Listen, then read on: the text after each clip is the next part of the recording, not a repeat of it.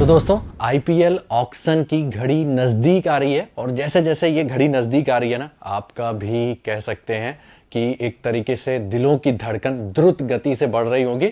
और भाई आप लोग भी कयास लगा रहे होंगे कि कौन सी प्लेयर किसको बाई करने वाली है, कौन सा प्लेयर आपके फेवरेट टीम में आने वाला है, या आपकी फेवरेट टीम किसको खरीदने को सोच रही है। तो मतलब अच्छा खासा इस समय गॉसिप बन रहा है कि कौन किसके टीम में जा सकता है।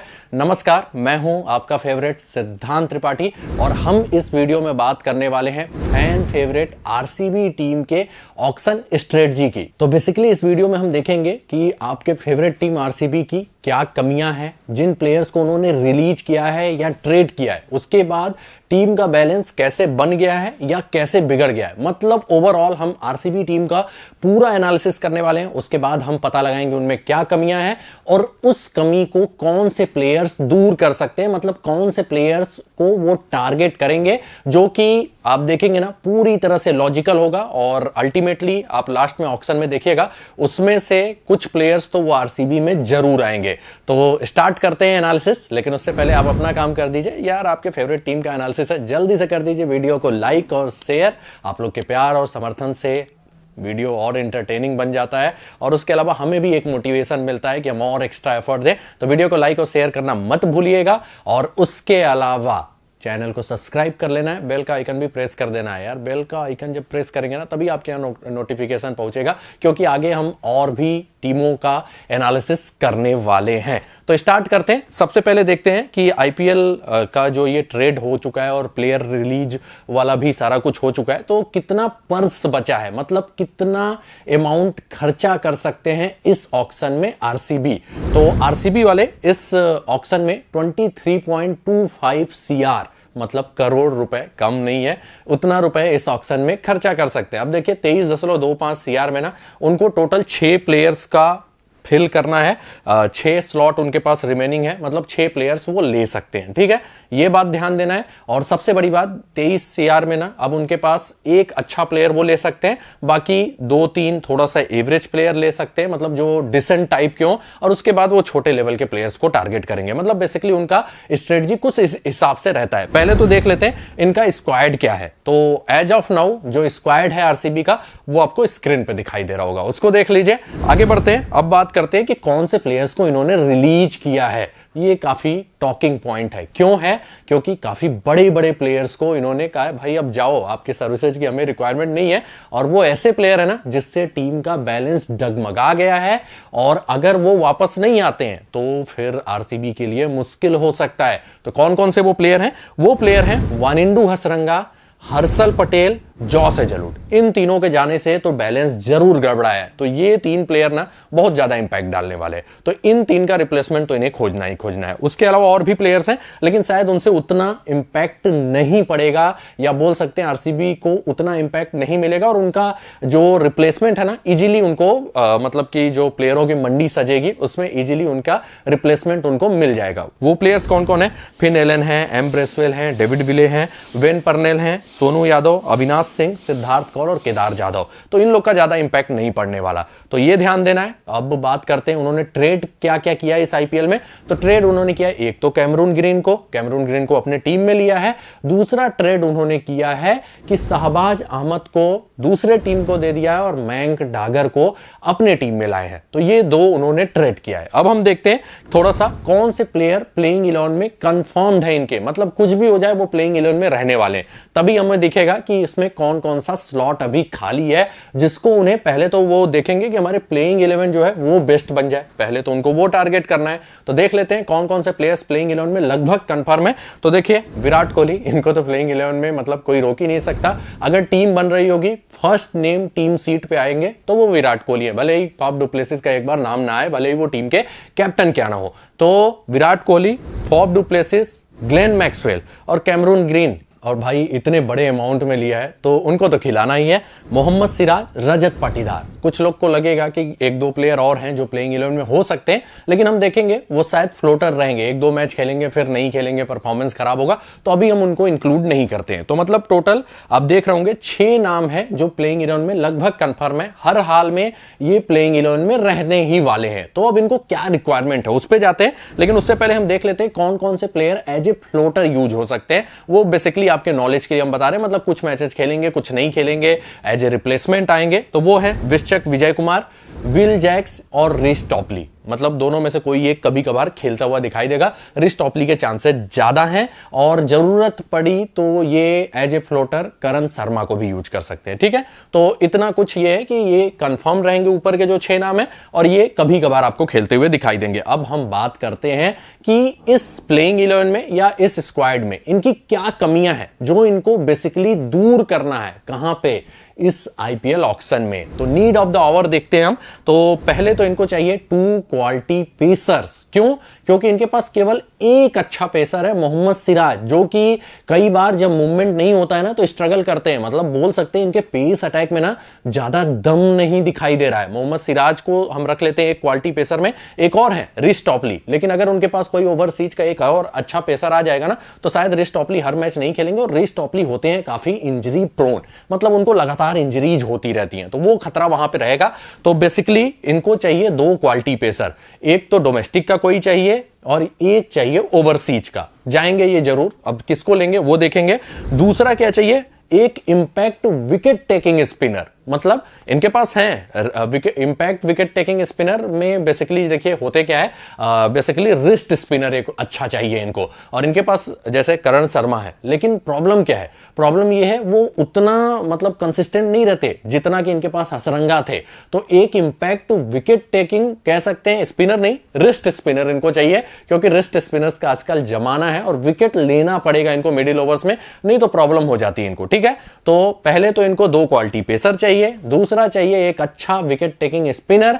प्लस जब आप इनका स्क्वाड देखेंगे ना तो ऊपर तो बड़े नाम हैं, लेकिन फिर नीचे जो है ना वो थोड़ा सा दर्शन छोटे हैं। मतलब प्लेयर्स जो है ना वो उतना इंपैक्ट वाले नहीं है। डीके हैं इनके पास फिनिशर, लेकिन लास्ट ईयर आपने भी देखा होगा कि वो डीके कहीं नजर नहीं आ रहे थे जो सेकंड लास्ट ईयर नजर आ रहे थे। ठीक है, तो उनको एक अच्छा फिनिशर भी चाहिए। तो हम बेसिकली देखेंगे कि ये जो 3 कमियां हैं आरसीबी के स्क्वाड में वो कैसे पूरी करेंगे, कौन से प्लेयर्स को वो टारगेट करेंगे। लॉजिकली आप देखेंगे ना यही 3 कमी है इनके स्क्वाड में और उसको टीम मैनेजमेंट जो है वो सोच रही होगी उन्हीं को पूरे करने की। क्योंकि अगर ये पूरा कर लेते हैं तो आरसीबी एक फोर्स बन के उभरेगी और हो सकता है कि इस साला कप नामदे वाला जो वो है वो पूरा हो जाए। तो देखते हैं। तो सबसे पहला जो इनका कमी है हम उस पे चलते हैं, 2 क्वालिटी पेसर्स जो ये टारगेट कर सकते हैं। तो बेसिकली मुझे क्या लगता है, एक ये ओवरसीज से क्वालिटी पेसर लाएंगे, ठीक है, और दूसरा ये लाएंगे डोमेस्टिक में 2 क्वालिटी पेसर तो जरूर लाएंगे। खेले उसमें एक वो हो सकता है वो दोनों ही खेल जाएं, तो 2 क्वालिटी पेसर ये डोमेस्टिक से टारगेट करेंगे और एक करेंगे ओवरसीज से, और उसमें से हो सकता है एक ओवरसीज और एक क्वालिटी पेसर जो डोमेस्टिक वाला ये टारगेट करेंगे वो खेलते हुए नजर आएंगे। तो अब ऑक्शन में क्या क्या अवेलेबल है वो देख लेते हैं। तो देखिए करेंटली जो इनके पास नहीं, ऑक्शन में अवेलेबल है अच्छा क्वालिटी पेसर, किसमें? ओवरसीज सेक्शन में। तो वो देख लेते हैं और उसमें बेसिकली ये जाएंगे, मतलब 5 से 10 CR खर्चा करेंगे। नाम है प्लेयर्स के Mitchell Starc, PAT Cummins, Josh Hazlewood और एक थोड़ा सा मैं सरप्राइजिंग ला रहा हूं गेराल्ड कोएट्सी। क्यों लाया हूं उनको? क्योंकि आरसीबी ना थोड़ा सा मतलब ये नहीं देखती कि कंसिस्टेंसी किसका ज्यादा है। आरसीबी के साथ हमेशा एक कमी रही है कि वो देखता है कि भाई कोई एक प्लेयर आके ना इंडिया को या अपोजिशन को ट्रबल कर रहा है तो वो डायरेक्ट उसको ले लेते हैं। ऐसा वो कर चुके हैं काइले जेमिसन के साथ, जो कि T20 में बहुत खतरनाक गेंदबाज कभी नहीं रहे, लेकिन इंडिया के प्लेयर्स को वनडे में उन्होंने परेशान किया, उनको ले लिया भाई T20 में, और उसको बहुत कह सकते हैं उसका बहुत तगड़ा खामियाजा इनको भुगतना पड़ा था। तो गेराल्ड कोएट्सी भी इनके उसमें रहेंगे। तो ओवरसीज कैटेगरी में ये इन 4 में से ना एक प्लेयर को जरूर लेंगे। आप देख लीजिएगा, स्टार्क, कमिंस, हेजलवुड या क्वेट्सी, एक के बाद इनके पास दूसरे को लेने का बजट ही नहीं बचेगा, क्योंकि बाकी भी इनको टीम बैलेंस करनी होगी। तो एक ओवरसीज पेसर इसमें से टारगेट करेंगे, और मुझे ज्यादातर लगता है वो स्टार्क या हेजलवुड होंगे, क्योंकि ये लोग आरसीबी से पहले खेल चुके हैं। तो शायद स्टार्क या हेजलवुड में से कोई एक जाएगा आरसीबी के खेमे में इस आईपीएल ऑक्शन में। अब बात करते हैं डोमेस्टिक में इनके पास क्या ऑप्शन है। डोमेस्टिक मतलब इंडियन प्लेयर्स, ये मत सोचिए कि इंडिया से नहीं खेले हुए हैं, वो इंडिया के डोमेस्टिक सर्किट से, ऐसा नहीं। डोमेस्टिक इन द सेंस कि भारतीय प्लेयर, ठीक है। तो भारतीय प्लेयर में इनके पास क्या ऑप्शन है, अच्छे खासे ऑप्शन है। वो उनके बजट के ऊपर रहेगा, अगर इनके पास बजट ज्यादा बचा हुआ है, ठीक है, अगर एक प्लेयर को उधर लेने में ज्यादा खर्चा नहीं होता, तो इनके पास है ऑप्शन हर्षल पटेल, शार्दुल ठाकुर। ये दो ऑप्शन है जिसमें ये शायद शार्दुल को ना टारगेट करें, हर्षल को ये बाई बैक करने की कोशिश करेंगे। लेकिन देखिए भारतीय पेसरों की ना ऑक्शन में आप हमेशा देखा कीजिए डिमांड रहता है। वो भले ही उतना टैलेंटेड ना हो, परफॉर्म नहीं कर रहे हो, लेकिन वो 10-12 सीआर भी लेके चले जाते हैं। क्यों? क्योंकि पेस अटैक में जो मैक्सिमम अच्छे पेसर है ना, वो पहले से ही टीमों द्वारा ले लिए जाते हैं। तो बाकी टीम अपने टीम को बैलेंस करने के लिए जयदेव उनादकर जो अच्छा परफॉर्म नहीं कर पाए आईपीएल में लगातार इधर, लेकिन वो भी 10-10 सीआर के आसपास पहुंच जाते हैं।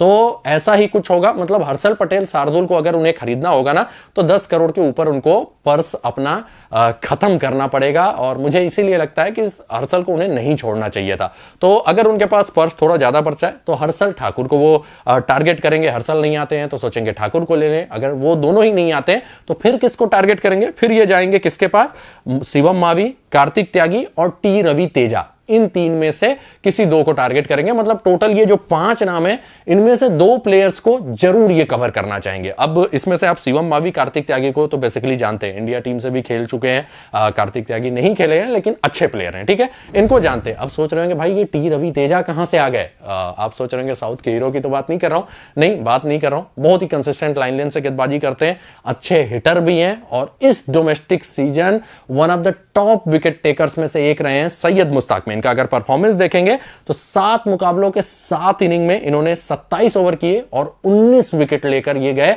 और प्लस इनकी बैटिंग भी अच्छी है। तो हो सकता है टी रवि तेजा सरप्राइज एंट्री मार दे, कहां, आरसीबी के टीम में।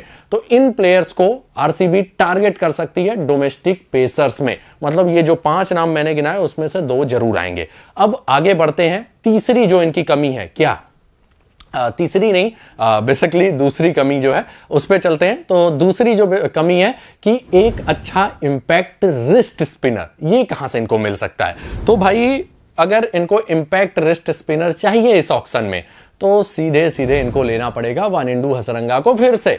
लेकिन भाई वानिंडू हसरंगा वर्ल्ड के one of the top allrounders में से एक हैं, वर्ल्ड के one of the top spinners में से एक हैं। तो इन्होंने छोड़ दिया, लेकिन बाकी टीमें भी नजरें गड़ाई होंगी उन पे, तो हो सकता है वो उनको ना मिले। लेकिन हसरंगा को ये 8 से 10 सीआर के आसपास अपना बजट खर्च करके लेना जरूर चाहेंगे। तो हसरंगा के ज्यादा चांसेज हैं कि इसी टीम में फिर से वापसी हो जाए, क्योंकि टीम उनके लिए बोली जरूर लगाएगी। तो ये ध्यान दीजिएगा। तो अगर इन्हें अपना रिस्ट स्पिन वाला पोजीशन मजबूत करना है, तो उसमें केवल और केवल हसरंगा ही उनका वो वाला कमी दूर कर सकते हैं। तो उनके लिए उन्हें जाना पड़ेगा। अगर बाई चांस हसरंगा नहीं मिलते हैं, तो फिर ये डोमेस्टिक में 2 रिस्ट स्पिनर हैं जिनको ट्राई कर सकते हैं। वो है मुरुगन अश्विन और श्रेयस गोपाल, जो कि जनरली ठीक ठाक परफॉर्म कर देते हैं, लेकिन हसरंगा जैसा इंपैक्ट नहीं डाल चाहेंगे। लेकिन थोड़ा सा है ना, कहते हैं ना मामा से काना मामा अच्छा होता है। तो फिर वही करेंगे कि हसरंगा नहीं तो सही, फिर इन्हीं दोनों को लेके उसमें काम चलाया जाए। तो हो सकता है श्रेयस गोपाल या मुरुगन अश्विन को ये टारगेट करें अगर हसरंगा नहीं आ पाते इनके पास, ठीक है। तो ये है वो वाली कैटेगरी जिसमें ये कमी, मतलब जिसमें कमी है श्योरली इनके टीम में, रिस्ट स्पिनर वाली। अब चलते हैं तीसरा जो फाइनल कमी है, वो है फिनिशर का, क्योंकि इनके पास फिनिशर अच्छे नहीं हैं। दिनेश कार्तिक इस समय कह सकते हैं कि लगातार उनका दर्जा एक तरीके से घट रहा है, प्रदर्शन भी धीरे धीरे खराब होता जा रहा है। तो वो एक अच्छे फिनिशर के लिए जरूर जाएंगे। अब उसमें कौन से नाम बचते हैं, तो देखिए घुमा फिरा के 2 अच्छे फिनिशर बचते हैं इस ऑक्शन में, अगर आप देखेंगे ना, क्योंकि वहां पे ये ज्यादा बजट नहीं खर्चा कर सकते। क्यों? क्योंकि इन्हें एक अच्छा पेसर ओवरसीज का लेना ही लेना है, एक अच्छा स्पिनर भी ये ओवरसीज का लेने जाएंगे, तो भाई पर्स तो उधर ही खत्म हो जाएंगे। ओवरसीज का पेसर नहीं होगा तो ओवरसीज का एक अच्छा डोमेस्टिक वाला पेसर लेंगे तो वहां भी पर्स खर्चा होने वाला है। तो वो जो ऊपर का जो 2 कैटेगरी है ना, उसमें ये 15 से 16 CR खत्म कर देंगे। तो फिर बाकी ये कुछ मतलब कि कुछ ऐसे प्लेयर्स भी लेंगे जो काम चलाऊ हो, तो उसमें भी कुछ पैसे घटेंगे। मतलब घुमा फिरा के इनके पास 4-5 करोड़ का बजट होगा ये फिनिशर खरीदने के लिए। तो यहां पे इनके पास बचते हैं एक शाहरुख खान, जिनको कई टीमें टारगेट करेंगी। हालांकि लास्ट सीजन उतना अच्छा परफॉर्मेंस नहीं था, इस सीजन सैयद मुश्ताक में भी उतना अच्छा परफॉर्मेंस नहीं था, लेकिन ये प्रूवन परफॉर्मर हैं और ये प्रेशर में खेल सकते हैं। तो फिनिशर वाले कैटेगरी में ये टारगेट करेंगे शाहरुख खान को। और अगर बजट नहीं बचता है तो होगा कौन? ये आता है कि शाहरुख खान नहीं तो कौन, ये क्वेश्चन फिर आ रहा होगा आरसीबी के प्रशंसकों के माइंड में। तो अगर इनके पास बजट नहीं होगा तो एक प्लेयर है जो छोटा पैकेट बड़ा धमाका कर सकते हैं इस आईपीएल में, नाम है आशुतोष शर्मा। और इनका मैं काबिलियत बताऊं, अभी आंध्रा के खिलाफ सैयद मुश्ताक ट्रॉफी में ना इन्होंने 12 बॉलों पे 53 रन जड़ दिए थे। और इस सैयद मुश्ताक जो ट्रॉफी में इनका प्रदर्शन अगर आप देखेंगे तो इनका प्रदर्शन था 7 मुकाबलों के 6 इनिंग में 183 रन, 30.5 का एवरेज और 277.7, मतलब 278 का स्ट्राइक रेट। मतलब एक बेहतरीन टैलेंट है जिसको टीमें ट्राई करने की कोशिश करेंगे और लगातार नाबाद गए इस सैयद मुश्ताक ट्रॉफी में, तो टीमें जरूर इन पे ध्यान दे रही होंगी। तो शाहरुख खान नहीं तो कौन वाले क्वेश्चन का ऑप्शन है आशुतोष शर्मा। तो ये था पूरा आरसीबी का एनालिसिस। 3 इनकी कमियां हैं, उसी को ये कवर करेंगे। उसमें ये कंफर्म है कि एक ओवरसीज पेसर को पक्का लेंगे। अगर वो नहीं हो पाता तो डोमेस्टिक पेसर में 2 अच्छे डोमेस्टिक पेसर को इनको लेना है, एक फिनिशर इनको चाहिए ही चाहिए, वो भी नाम हम देख चुके हैं, और रिस्ट स्पिनर वाला भी नाम देख चुके हैं। तो इसी के साथ ये वीडियो समाप्त होता है। होपफुली आप लोगों को ये वीडियो काफी अच्छा लगा होगा, इंफॉर्मेटिव लगा होगा। तो वीडियो को जल्दी से यार लाइक और शेयर कर दीजिए, और आरसीबी का कोई ग्रुप होना तो उसमें भी शेयर कर दीजिए, जैसे कि ढेर सारे आरसीबी प्रशंसकों तक ये वीडियो पहुंच सके। तो इसी के साथ वीडियो समाप्त होता है। वीडियो को लाइक और शेयर करके, चैनल को सब्सक्राइब करके बेल का आइकन जरूर प्रेस कर दीजिएगा। मिलते हैं आप लोगों से अगले वीडियो में, तब तक के लिए टाटा, बाय बाय और जय हिंद।